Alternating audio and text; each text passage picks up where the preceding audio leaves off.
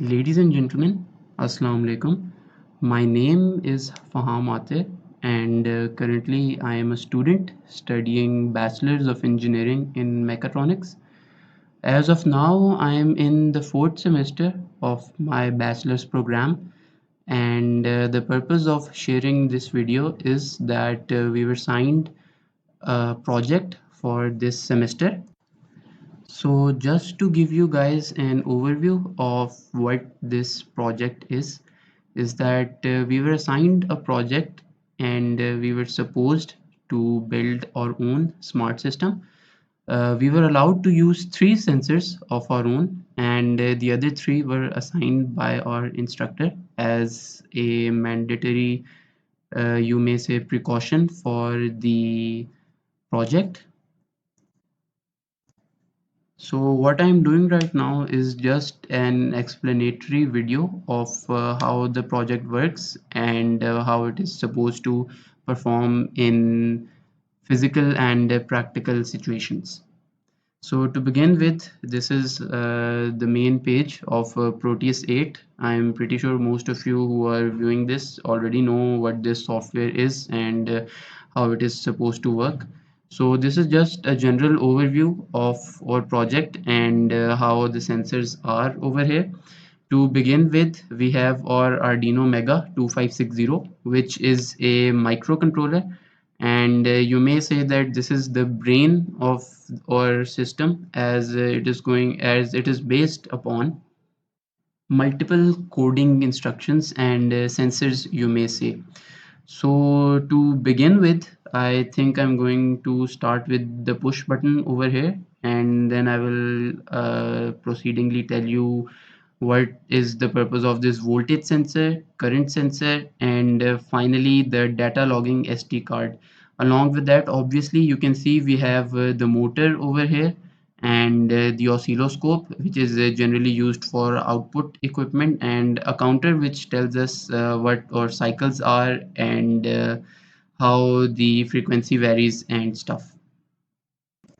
So to begin with, I think I will go over to our push button over here. Let me just zoom into it. Okay, so here we have our push button, and over here you can see this is generally our push button. As I'm clicking my mouse, this is in an open position, and if I release it, it is going to be in a closed position. So over here it is connecting to this IOB, which is a port at the Arduino Mega that we have over here. And if you look at this whole configuration of the circuit, then you will see that the main IC or component around which the whole circuitry revolves is this PC817.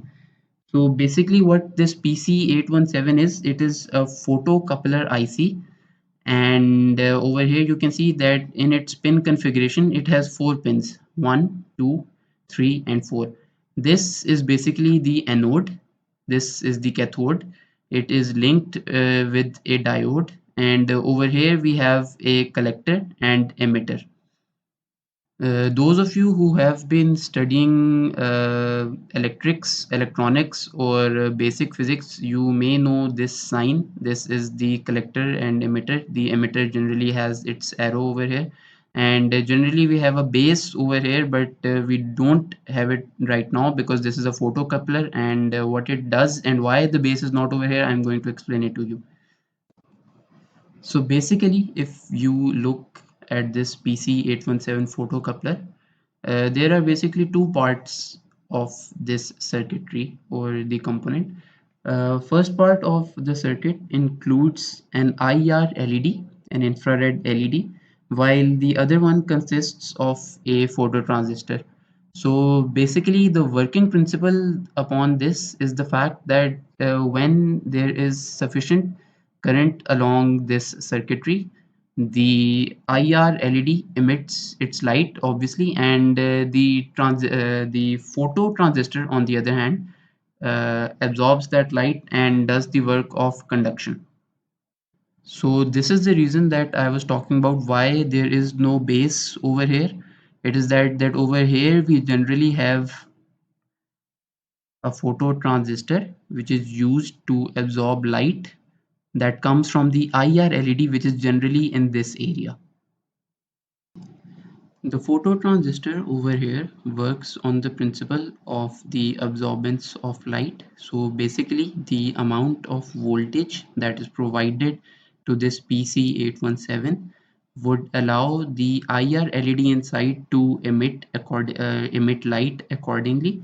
So what happens is that when a larger amount of voltage is drawn by this chip, then a large or the bright, I should say bright rather than large, that a bright amount of light will be emitted by the IR LED. Similarly, conversely over here, the absorbance by the phototransistor would be greater. So this would be an indication for the chip that a greater amount of voltage is being passed through it.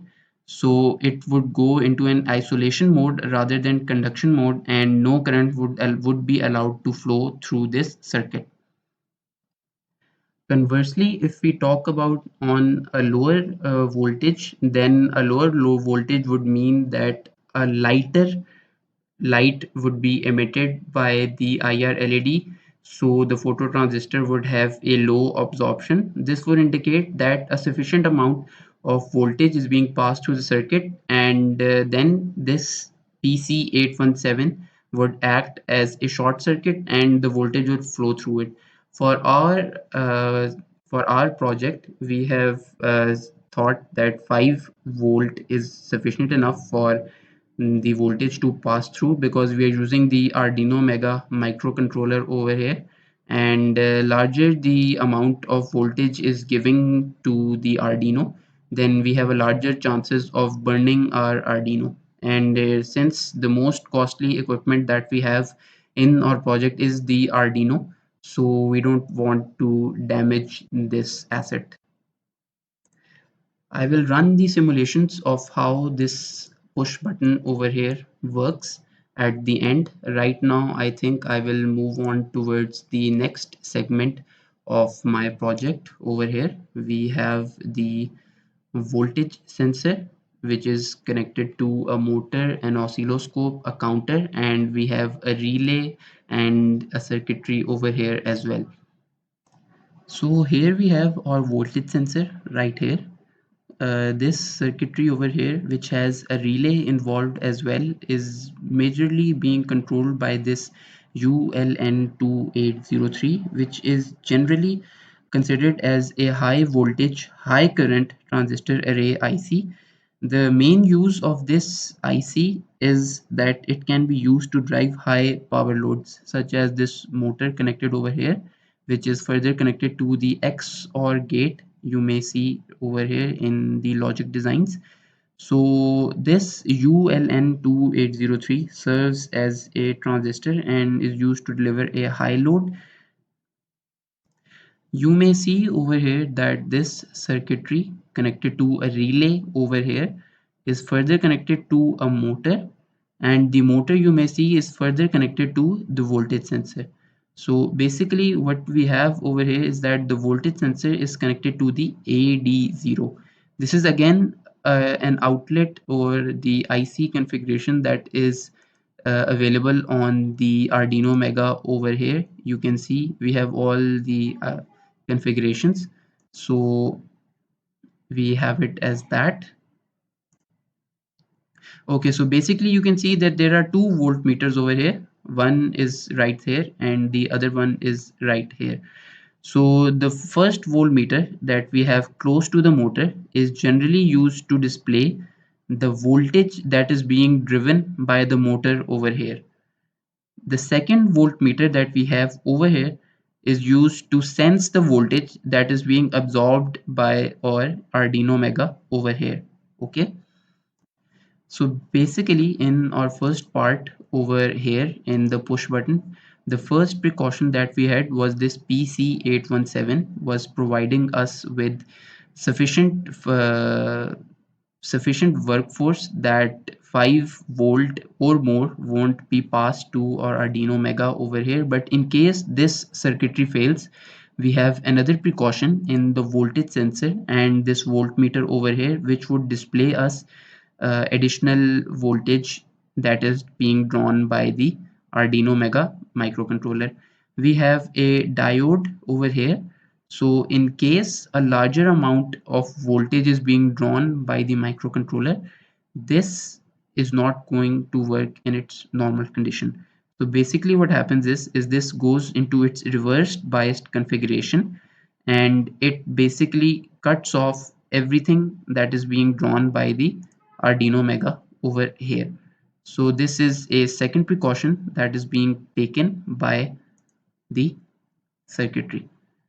Important notice that is to be taken is that this voltmeter over here and this voltmeter over here, these are not same.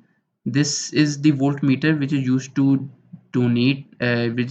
denote the voltage drawn by the motor here, and this is the voltage that is being absorbed by the Arduino microcontroller. The motor voltage is obviously always going to be higher than the voltage of the microcontroller. If we come back to the ULN2803 high current transistor, you may see that this is the IO13. This is an indication that this is connected to the input output 13 terminal of this Arduino Mega. You may see again that on the right hand side and on the left hand side of this Arduino we have the pin configurations.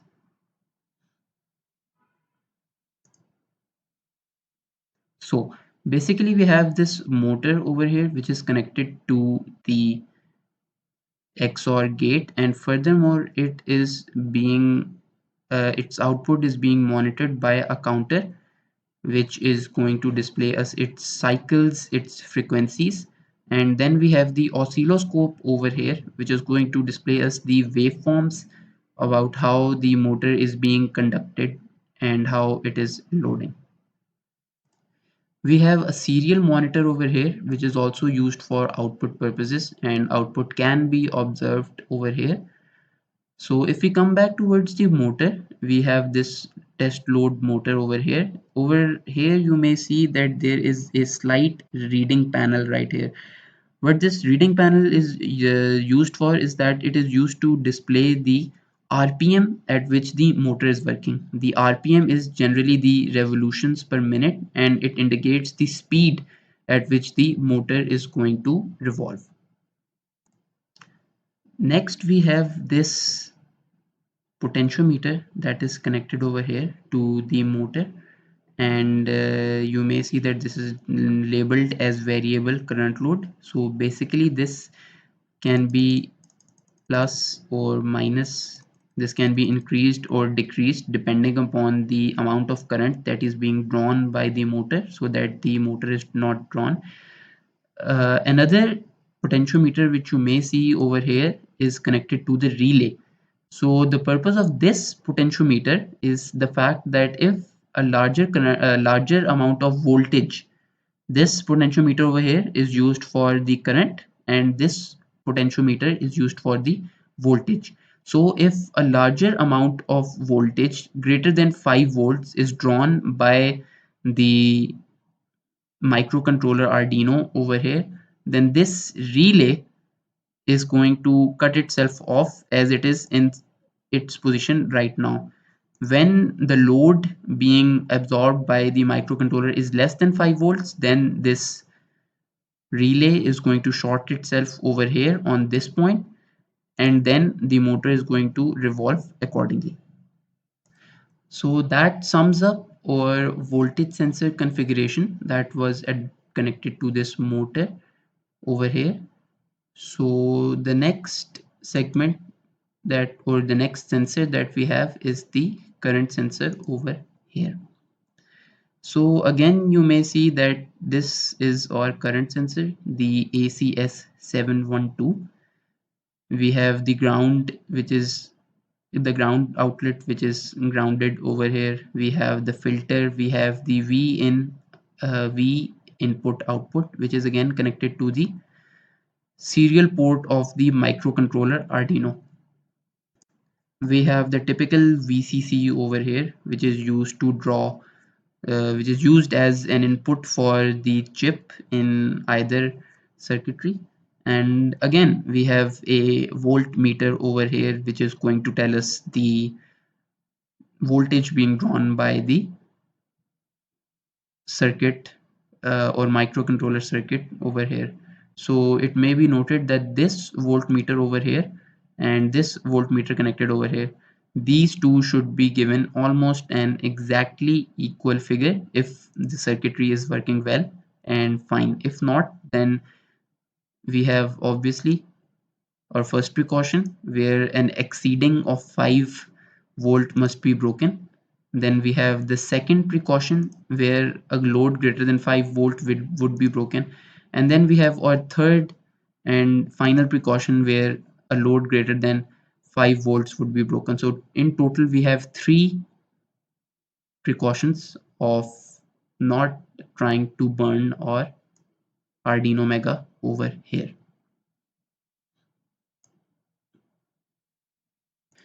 Okay, so if I talk about the main chip over here of our circuitry, the ACS712, then this is a very useful chip as it can be used to have a large variety of current that passes through it. In numbers, the chip is able to detect changes from plus minus 5 ampere to plus minus 30 ampere. So this is one of the most versatile current measuring chips that we can have over here. Okay, so furthermore, if we dig deep into this circuitry, then over here, as I had already told you, that we have a variable resistor or a potentiometer over here that is connected to the motor, and you may see that its other end is over here connected to the amp meter over here, and further it is connected to this circuitry of current sensor. So what happens is that the current which is drawn by the motor over here is given into this potentiometer.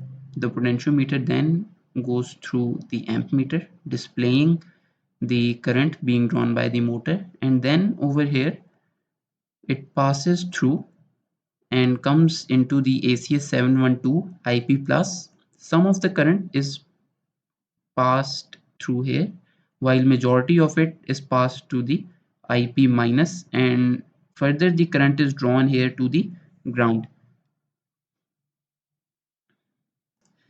The current or the signal that happens to appear here coming from the IP plus goes into the Arduino, the analog signal, and it tells the amount of current that is being drawn by the motor. So we have the amperes over here. The amp meter is going to display it to us, and this potentiometer is there for the purpose that in case excessive load is being asked by the motor, then the potentiometer can be varied and the sufficient amount of load can be given to the motor. This motor operating on this current, in case that this current becomes high and the motor becomes overloaded and has a chance of burning, then again this circuitry over here of the ULN2803 comes into action, and this relay over here is broken like this in case that there is a larger number of current flowing through the circuit and being asked by the motor. It can be displayed in the oscilloscope as well. We would have it in the ammeter over here as well, and the data logging structure that we have over here, the SD card, that is going to be operated as well. So as we wind up our current sensor over here, we can come over to our data logging SD card. Let me zoom into it first a bit. Okay, so we have our data logging SD card. What it is used for the purpose of data storing. There you can see that over here we have the different input output chips located into the Arduino microcontroller over here. So this is our card reader over here. You can see that the SD card is located into it for the purpose of data storing. Over here we have the chipset CS, which is into the input output 10 of our microcontroller over here. Similarly, you may see that this CLK, this indicates for clock, and our clock is basically right here. This is the DS1307. It is basically an RTC, a real-time clock, and the main purpose of this clock is that it is able to deliver you multiple data logs with this linking of SD card in milliseconds. So if we go into a bit detail of our real-time clock over here, you may see that the first two pins on the right side, X1 and X2, these are pins for connecting the frequency over here that is given by a 32.768 kilohertz. This is fixed and this cannot be changed apparently. We have the VBAT, which is basically voltage battery, and you can see that we are giving it a battery of 3 voltage supply. Then we have the SDA, the serial data pin. It is the input output pin for the interference over here. Then we have the SCL, the serial clock input pin. This is pulled through a resistor. We have the S out. This is used for giving out a square wave output, and if it is not used, then it can be left there and it can serve no purpose, but the main purpose that it serves is the square wave output. You can see that it is connected to the IO input output 8 of the microcontroller, which would be further connected, sorry, to the oscillation. Okay, so this one would wrap our data logging SD card circuitry over here, and how all of this circuit works. I'm going to explain it with our simulation.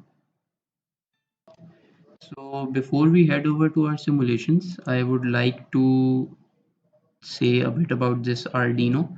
This is the Arduino Mega 2560. We have different Arduino microcontrollers available to us. We have the Uno, which is the comparatively smaller one, but we have used the Arduino Mega for this purpose, as our requirements are met by this microcontroller.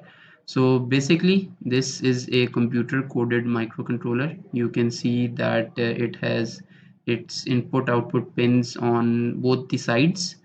In total this has 54 digital input output pins, and 15 of them can be used as PWM outputs. So if you talk about really simple uh, sensors or chips, then you can add a total of at least 15 chips to this Arduino Mega. And the way these chips and sensors are operated, as I said earlier, that this push button over here needs a 5 voltage restriction. Then the voltage sensor again is used for that purpose. Over here we have our motor, which needs to be restricted to using the current, then obviously the current sensor itself, then how this SD card is going to work. So all in all, this is the brain of any, you may say, smart circuit, because it holds all of the sensors and it controls what it is going to do. So basically how you can actually add the code, and how the sensors in your circuit can behave to certain circumstances, is that you just click over here the edit source code, you click it, and all of a sudden you have this big coding that you have over here. So basically you can code in over here as well, Or the other option that you may have is that they have the Arduino IDE over here. You can code in this and then copy your code over here and run how it works. In actual, the Arduino over here, if we talk about the hardware Arduino that is originally used, so you are supposed to use the Arduino IDE that we have over here. You can load the source code into this IDE, and then we have a data cable through which we can you put it into your PC and then further upload it to your Arduino Mega. So this was our whole circuitry involving a push button, a voltage sensor, a current sensor, and a data logging SD card. And in order to monitor some of the behavior of our sensors, we have also used a motor, an oscilloscope, and a counter here, which would tell us how these systems would work practically. So now I'm just going to run the simulations, and the simulations over here are up and running. Over here we have the push button, we can operate it, and over here you can see, let me just zoom in a bit. Over here you can see that this LED is right now on, and if I push the push button into its open state, then the LED is going to be turned off. So this is what I was talking about earlier when I said the 5-volt supply is supposed to pass through here. Other than this, or oscilloscope and or counter, you okay, over here in the Arduino we have also connected the light switch, the LED, the yellow bright LED. You can see it over here, it is being operated as well. So that is a function of how our sensor is working. Then we can go into debugging. We can open our digital oscilloscope over here. You can see that we selected the square wave in the timer over here, which was the RTC clock that we used, the 1307. So this gives us a square wave. Then over here we have the virtual terminal. You can see that this virtual terminal is recording data as we speak. So this is the battery current overload, the battery voltage of the motor, and you can see that over here, let's say it says 10.52. So if we zoom into the voltmeter over here, then you can see that this gives us at least 10.3 volts. So it is almost similar to what this SD card logging data gives us and how this gives us. You can see that the DC current test is giving us a 4.49, and over here the ammeter is also giving us the 4.49 as a reading. If we talk about the voltage being drawn by the Arduino, then as I had already stated that this is your voltmeter that is going to indicate the voltage being operated by the Arduino. So over here it is 2.62, and obviously as discussed earlier, if this value exceeds 5 volts, then this circuit is going to shut down as a precaution and it won't work.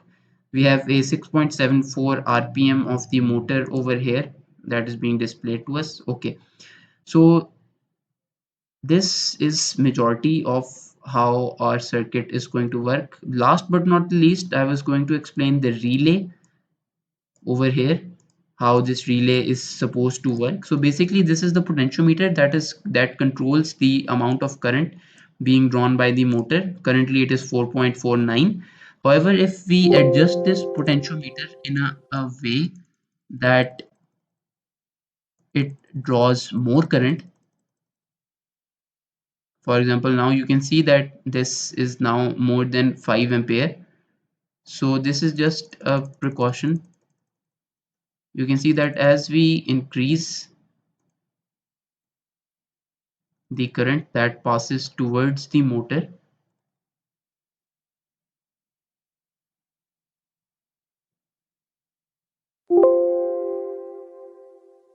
so here you can see that this motor has stopped working. like it is not rotating anymore and isn't doing anything. Similarly, the current being drawn by the motor is again 0. You can see it in this waveform being given by the oscilloscope. It's a dead oscilloscope. The current and the waveform is no longer there. So this is how it operates. And now similarly, if I take it down,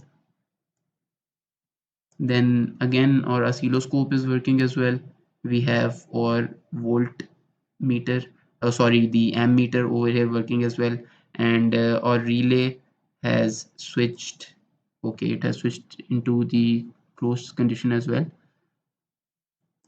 but over here you can see that it works accordingly.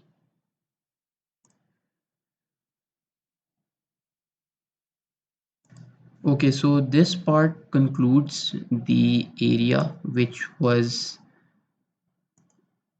a compulsion for all of the students working on this project, and this was the smart sensor simulation which had the voltage sensor, the current sensor, and the data logging SD card, of which all of them had their own different purposes.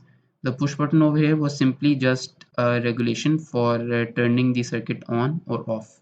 So coming towards our own circuit at which we have worked.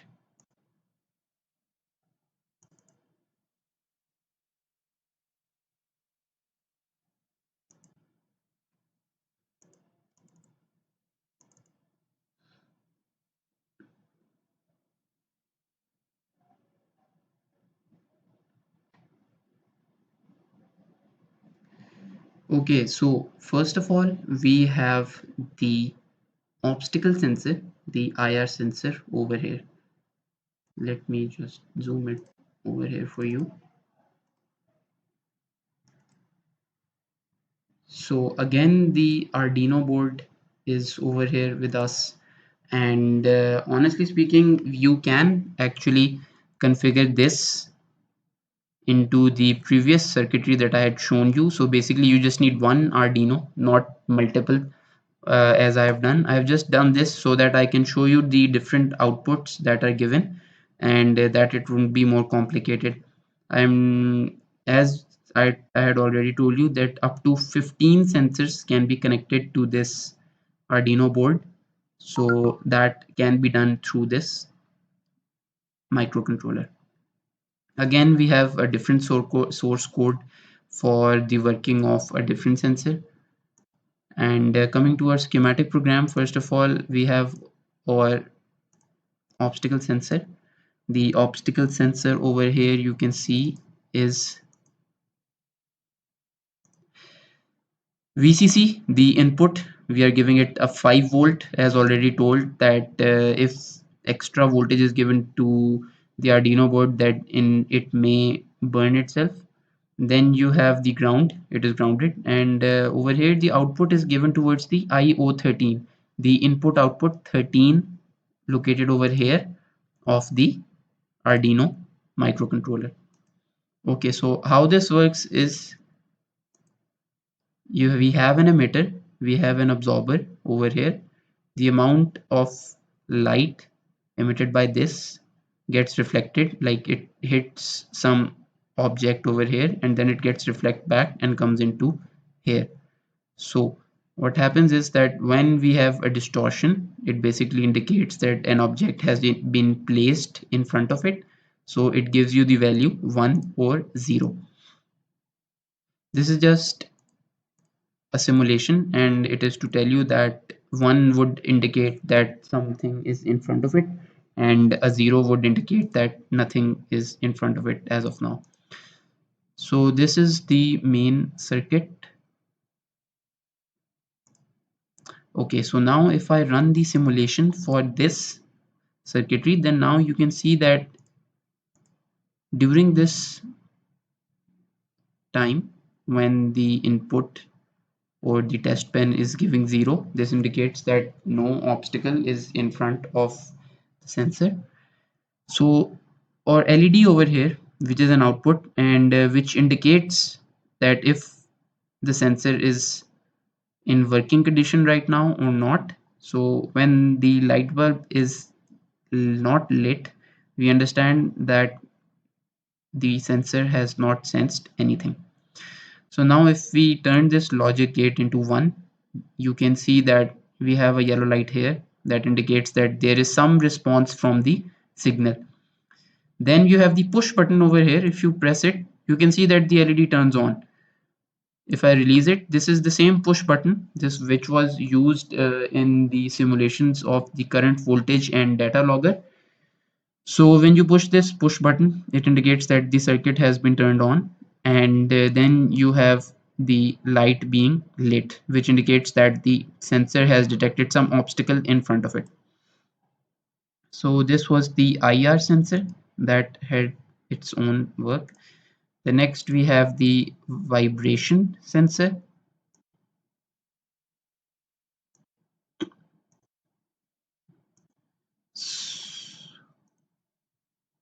So basically both of them can be used for similar purposes. For example, the IR sensor is used in order to detect that something is in front of it. And if you talk about the vibration sensor, then you can place it somewhere where you are expecting some vibrations or a similar contact like that. For example, if you place it on the ground and you want to detect that someone is coming from the front, so probably the vibration of its footsteps is going to give an indication that someone is in front of it. Similarly, for the IR sensor, you can place it anywhere, and if the person is coming towards it, the IR would have a low amount of light that's being absorbed by the photo transmitter, so it would indicate that something is in front of it. So both of them are similar in this case. So the vibration sensor again works on the similar principle, and again it can be used as a it can be used on a single Arduino board, but I have done this so that different outputs can be shown how they work. So we have the vibration sensor. Again, the test pin has been connected to an input output 7 over here. So input output 7 chip, sorry, the pin of the Arduino board. And again, the VCC is the input, which is 5 volt. Ground has been grounded again. And the output of this is being given by IO13, the input output 13. Here you can see that the output over here is the input output 13, and further you have connected it with an LED, which tells you how this system is going to respond. Again, the 5 volt over here indicates that the Arduino board must not be overloaded or it gets burnt. So to run this simulation,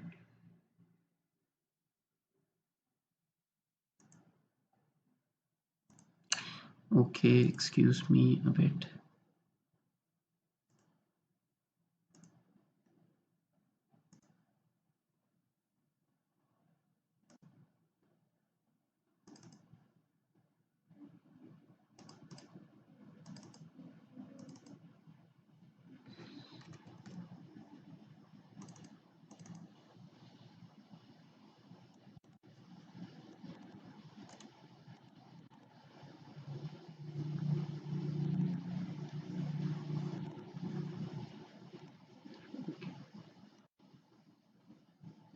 Okay, so now when we're running it, so you can see that 0, this indicates that no input is being